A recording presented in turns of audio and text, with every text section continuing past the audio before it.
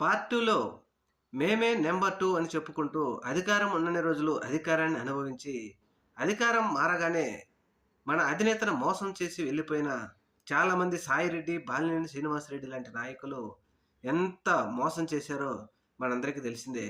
అయితే అధికార పార్టీ ఇటువంటి వారు వెళ్ళిపోగానే జగన్మోహన్ రెడ్డి గారి పని అయిపోయిందంటూ విస్తృతంగా ప్రచారం చేశారు. అయితే ఉప ఎన్నికల్లో కనీసం తెలుగుదేశం పార్టీ 11 సీట్లకే పరిమితం కావడంతో నిజంగా రూరల్ ప్రాంతాల్లో తృతీయ శ్రేణి నాయకులు వైఎస్ఆర్ కాంగ్రెస్ పార్టీని అంటిపెట్టుకునే ఉన్నారు.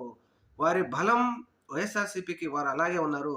ఎంతమంది నాయకులు పోయినా, వచ్చినా మేము జగన్మోహన్ రెడ్డి గారి వెంటే ఉంటామంటూ నిరూపించడంతో జగన్మోహన్ రెడ్డి గారు తన ద్వితీయ శ్రేణి, తృతీయ శ్రేణి నాయకులకు మాత్రం సెల్యూట్ చెప్తూ ధన్యవాదాలు చెప్పారు. ఎందుకంటే మన పార్టీ, మన అధినేత బలం మనమే.